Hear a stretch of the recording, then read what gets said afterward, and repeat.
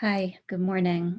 I'm Ilana Blumberg, and I'm recording this shiur from Jerusalem. I hope that all of you are well and getting through this time. I'd like to just focus on one chapter this morning in Sefer Bamidbar in the Book of Numbers, and it is chapter 32, if you want to follow along. At this point, Bnei Israel are on the cusp of ending the long period of travels through the desert, and they are encamped on the eastern side of the Jordan River. These are the final preparations.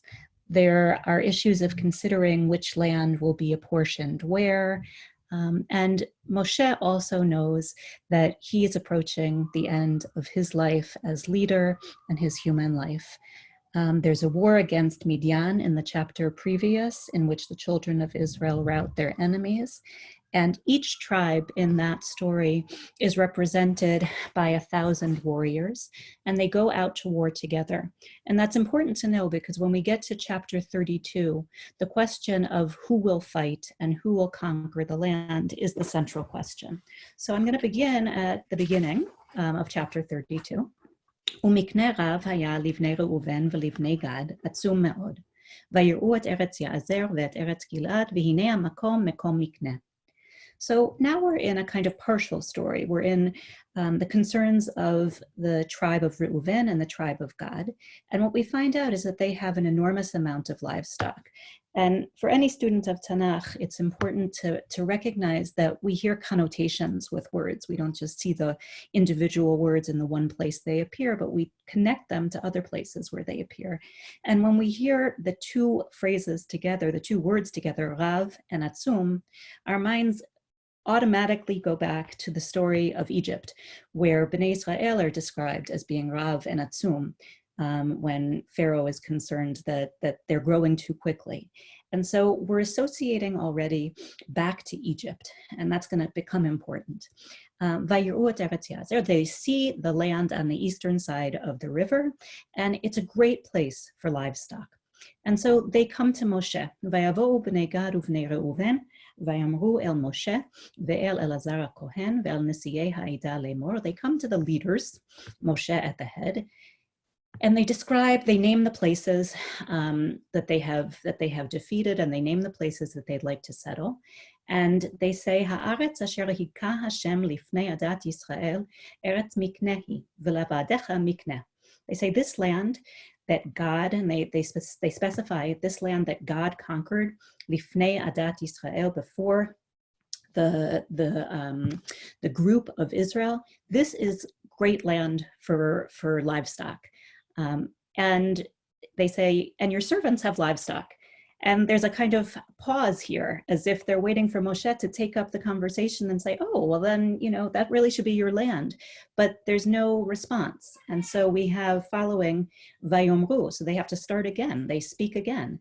And they say, Im matzanu chen be'einecha, which is the beginning of a request. They say, if we've found favor in your eyes, yutan et haaretz hazot la'avadecha.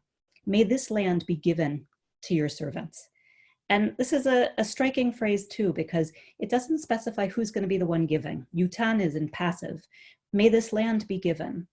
I'll come back to that in a second. La'achuza. We have a different term here than the typical one, lenachala, and it motions for us to the way in which this land is not part of the promised land that will be apportioned to all the shvatim. And then they say, finally, Al ta'avirenu et hayarden. Something changes in the second part of this pasuk. First, they say, if we have found favor, let this land be given to your servants. And then, as if something more primal comes out, they say, don't cross us over the Yarden. And there's something strange about who is active and who is passive in this pasuk. Let the land be given to us, as if there's a sense that really no one wants to give this land to them, not God, not Moshe. It's not the right thing. And then this primal fear, this primal worry, don't cross us over the Yarden. But also as if Moshe is somehow active and forceful and parental, and their children somehow being crossed over the Yarden. These are warriors. These are people who, in the end of this story, will be the first to cross. But here they imagine themselves as entirely passive objects. Vayomer Moshe livnei Gad v'livnei Reuven, and Moshe now speaks. Now that he's heard the full request and he's heard also the kind of plea at the end there, he says, Ha'achechem yavo'u lamilchama v'atem teshvu po? Are your brothers going to come to war and you'll sit here? Ve'lama tini'un et lev b'nei Yisrael? And why will you change the hearts of the people? Why will you pull the hearts of the people? Me'avor el ha'aretz asher natan lahem Hashem.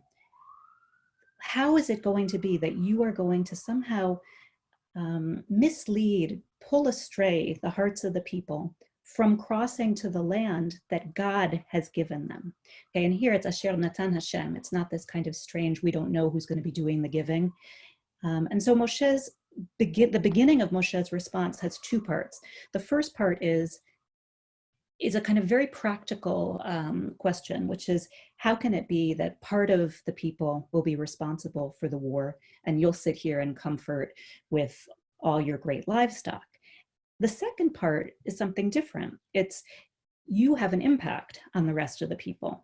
If you express this desire, or if you do this thing, then nobody will want to cross over.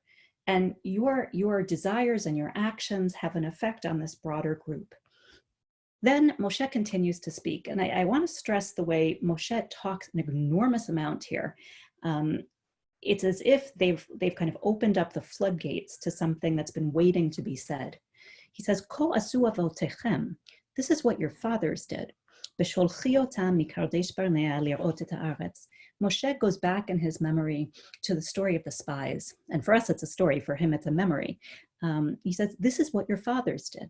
And this is not a kind of compliment, that you're following in the footsteps of your fathers.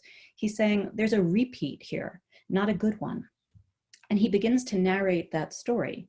Vaya'alu ad Nachal Eshkol, vayir'u et haaretz.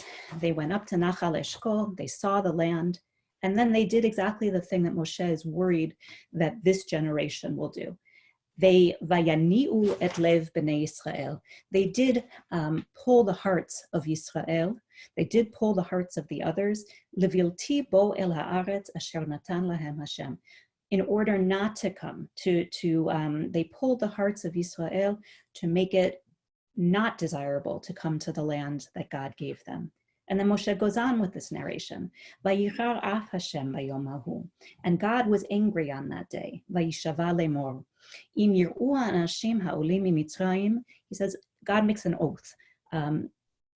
These people who have gone up in Mitzrayim, mi ben esrim shana v'mala, those 20 and older, im yir'u et ha'adama asher nishbati la'Avraham li'Yitzchak u'li'Yaakov, ki lo mil'u acharai. He said, they are not going to see the land that I swore to Avraham, Yitzchak, and Yaakov, because they didn't follow me fully.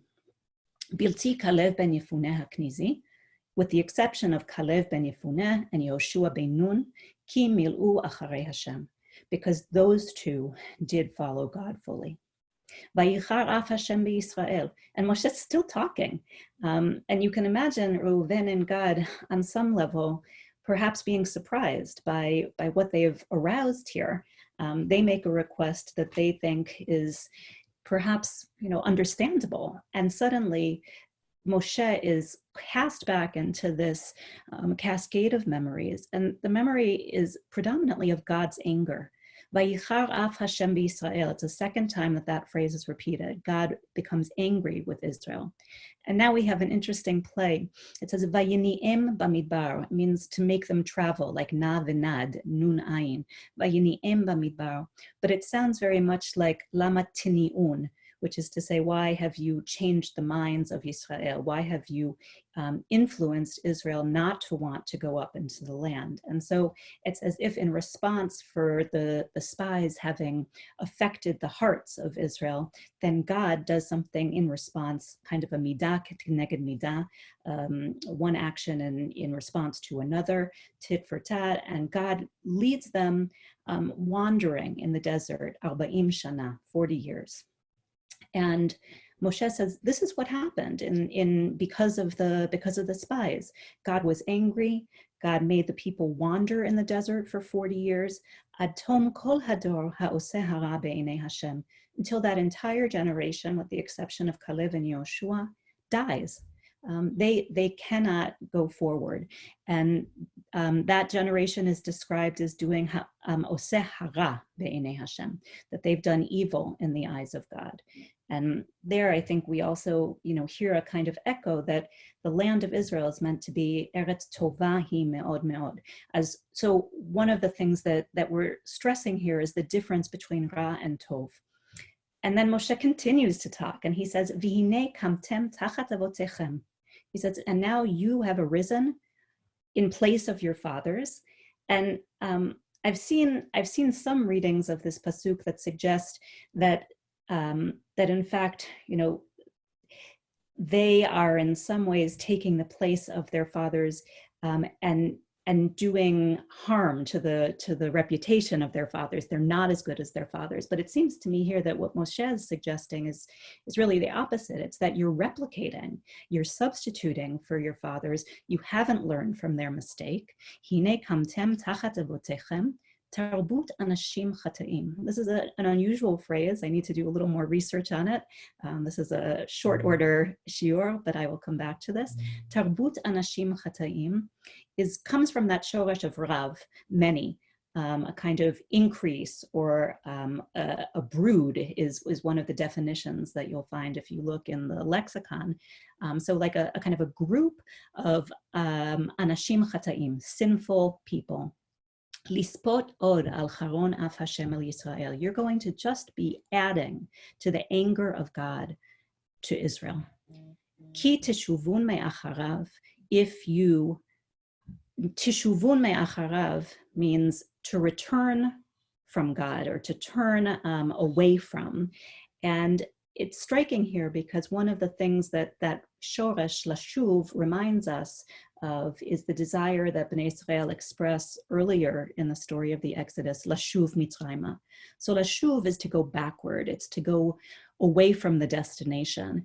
And what Moshe is saying is, if you do this, if you turn backward from the destination, then God is going to continue this long path of not arriving where you need to arrive. V'yasaf od lahanicho bamidbar. And there's even a kind of intensification here. What will happen is not just that God will continue to lead you as wanderers in the desert, but God will now lahanicho bamidbar. Instead of lahanicho means you'll rest in the desert. The wandering will stop there. So the intensification is that from wandering in the desert with the hope of eventually arriving, now it will just end in the desert. V'shichatem l'chol ha'am hazeh. And you will have destroyed it for the entire people. And that phrase, l'chol ha'am hazeh, is important because it's the totality. Somehow this small group of the small group of Reuven and Gad, it will turn out to also be Chatzi Shevet Menashe, half of the tribe of Menashe.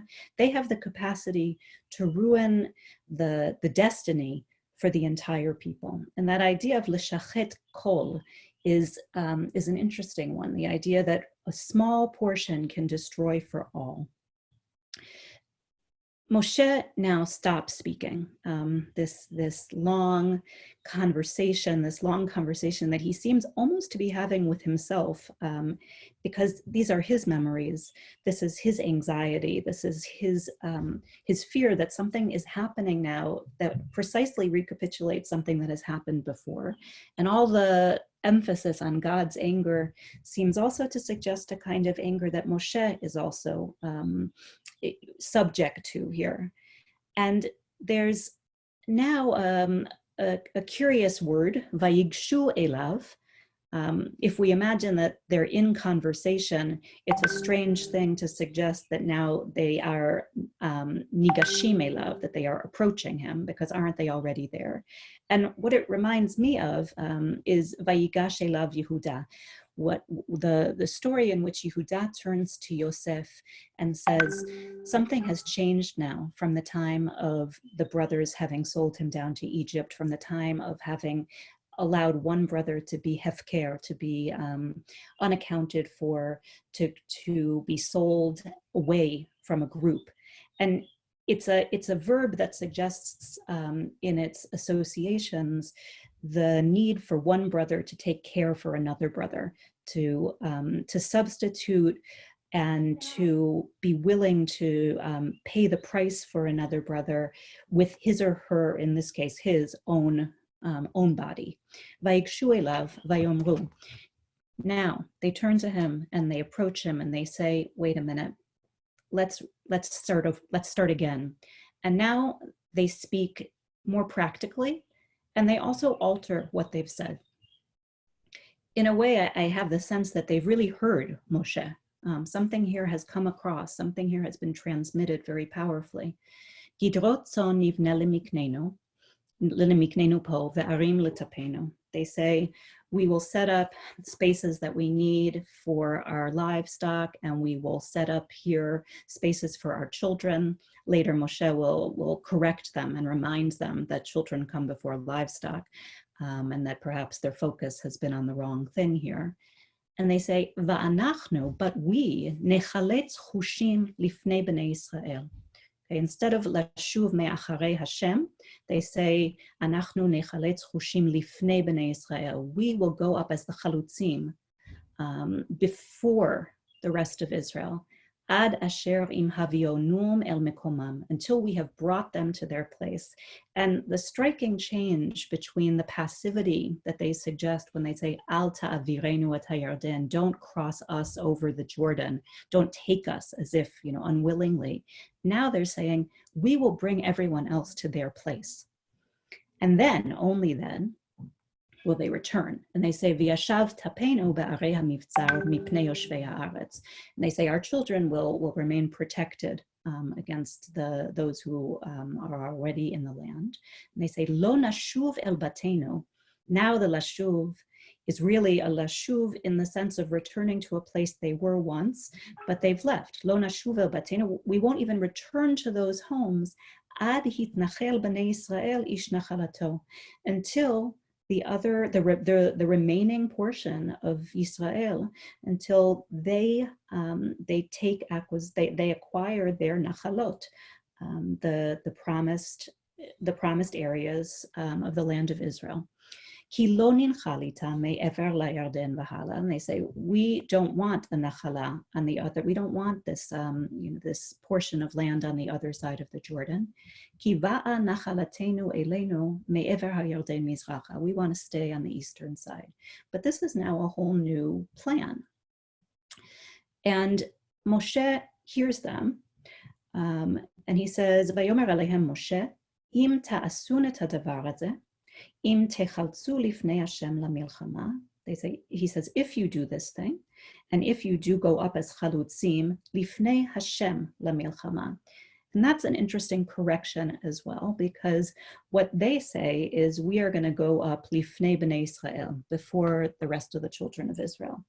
And Moshe says to them, hold on, let's put a certain kind of language back here, which stands for a whole worldview. He says, who are you going up as chalutzim before? Before Hashem. Okay, so in practical terms, this means that previously it was as if God was leading the people through the desert with Amud Anan, V'Amud Esh, and the Ark, and all of those trappings. Here, they will go first. So that might be a kind of simple sense of what this actually means. However, it also seems that what he's saying is, this is not just about taking part in the national struggle. It is that, but it's also a kind of vision for what the national struggle is about. If you want to be a part of this struggle, you have to recall that this is about a promise that God has made. Va'avar lachem kol chalutz et hayarden lifnei Hashem. Again, Moshe repeats that phrase, lifnei Hashem, and he says, each chalutz will cross over the Yarden, ad horisho et oivav mipanav, until they are able to beat the enemies. I think it's important to note also that, just metaphorically speaking, a ma'avar, a crossing over, can't be something small. It's an enormous as a metaphor, I mean, it works to suggest some kind of transformation, some kind of process. And if Reuven and Gad and Chatzi Shevet Menashe are going to be a part of the people, they have to also be a part of the Ma'avar. I was thinking also that, earlier when Moshe says to them, he says, Ko asu avotechem, when he's criticizing their fathers, and he says, they looked at the land and they said, we don't want to go there. The avotechem really recalls to us also a pasuk that Yoshua will later utter, really, as the taking of the land of Israel comes into play and comes into action. He will say, Be'ever hanahar yashvu avotechem, terech avi nachor, and he will remind the people of their early history.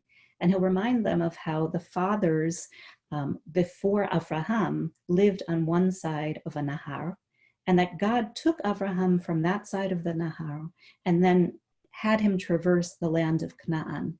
And so there's this sense that the Avot live on one side of the Ma'avar, and this generation, whichever this generation is, in the case of Avraham, it's himself, and in the case of Yoshua, it's himself and his generation, that they are the ones that make the crossover.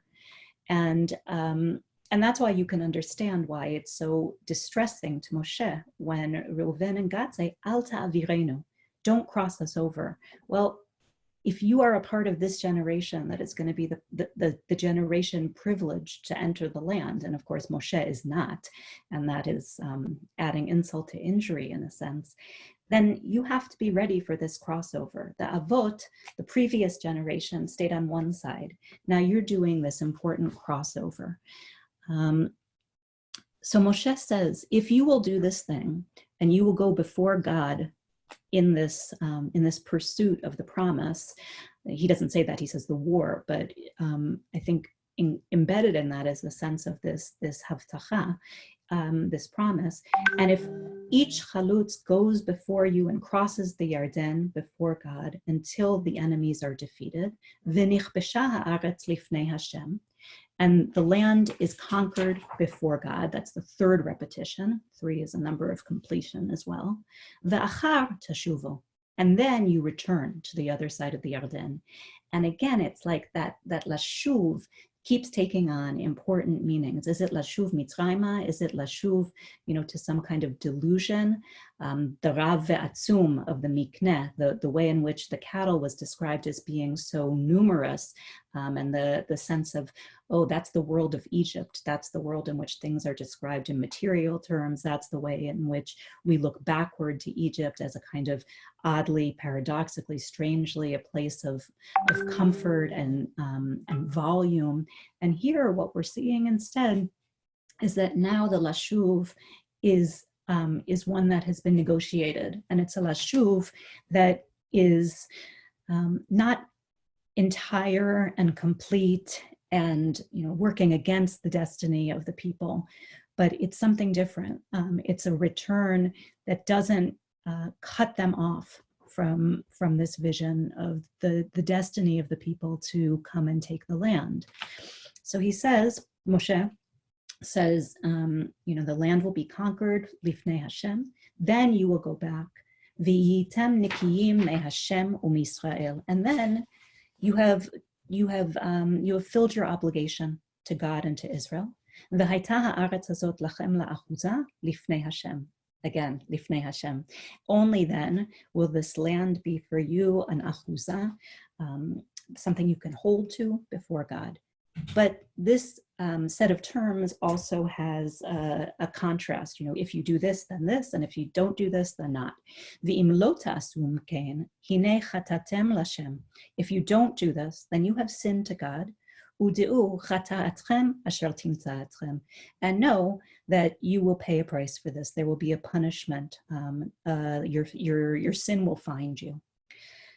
And here's the moment where Moshe switches the order and he says, okay, build the places, the cities for your children first, and afterward the places to keep your livestock safe. and do what comes forth from your mouth. Keep your word. And I'm struck by that because there's so much talking in this chapter. There's so much dialogue, and what people say and what the words that come from their mouths are critical. And Moshe says, what you have spoken, what's come from your mouths, you must do that. You have to translate from the dibur to the maaseh. ויאמר בני גד ובני ראובן אל משה לאמור, עבדיך יעשו כאשר אדוני מצווה. And here's something interesting too, because they say, your servants will do what you command. And suddenly we have a sense of tzivui here, instead of some kind of ad hoc, oh, we're on this side of the Yarden, it's so convenient to stay here, it looks like the right place. No, there's an inyan of tzivui here. There's a case of command, of a kind of sacred and specific commitment and specific obligation. Tapenu, nashenu, miknenu, v'chol behemtenu, yiyu sham ba'arei hagilad. They name what will be left behind and who will be left behind. Va'avadecha ya'avru. Okay, but your servants will cross over. Kol chalut sava lifnei Hashem lamilchama, ka'asher Adoni dover. We will do just as you have spoken. ויצב להם משה את אלעזר הכהן ואת יהושע בן נון ואת ראשי אבות המטות לבני ישראל. And Moshe conveys this command to Elazar HaKohen, Yoshua bin Nun, and the heads of the Shvatim. And that's, of course, because Yoshua will be the one who is really in charge of this crossing over. Moshe himself will not be a part of that story.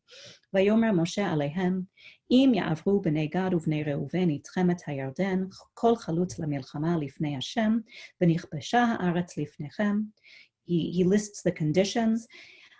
If Bnei Gad and Bnei Reuven will cross over the Jordan, and they will be the head, the forerunners of those at the front, the chalutzim of the war, lifnei Hashem, and the land will be captured, and then you may give them Eretz Hagilad la'achuzah. V'im lo ya'avru chalutzim itchem, but if they do not, v'nochazu betochachem be'eretz Kna'an, then their achuzah will be in the land of Canaan. And I'm not sure if there's a significance to the fact that the word nachala is not used here if they remain in the land of Canaan and they don't keep their word, that their hold on that land is different. It may be so.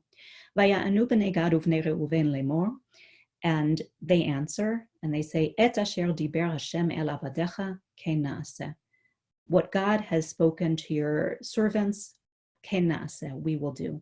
And it's here that we see that they recognize that this also is not just a human negotiation with Moshe, but they are actually, this is God's plan. This is God's set of requirements. Nachnu na'avor chalutzim lifnei Hashem. And here we get to a part of the perek of the chapter where it seems as if there are really more words than we need. They're going to repeat now the terms that Moshe has laid out twice. We will cross chalutzim lifnei Hashem,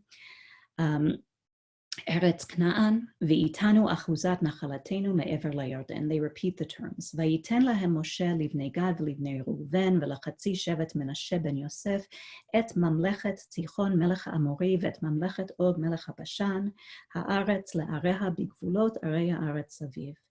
And indeed, this section of land that Bnei Gad and Bnei Reuven have asked for, they are given this section of land.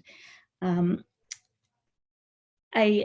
struck, when we come to the end of this story, by how much negotiation this requires, by what it means that we have members of two generations here, and Moshe, he listens to the words of one generation, and they recall for him an utterly painful and still very live memory of their own forefathers.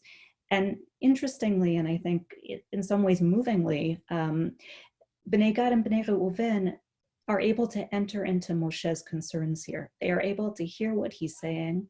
They are able to respond to it and to correct their initial suggestion and to alter the way they are thinking about their relationship to the rest of the people and their relationship to God's vision. it's a very hopeful chapter in that sense. They respond to what is being said both between the lines and in the lines, and then they respond in speech.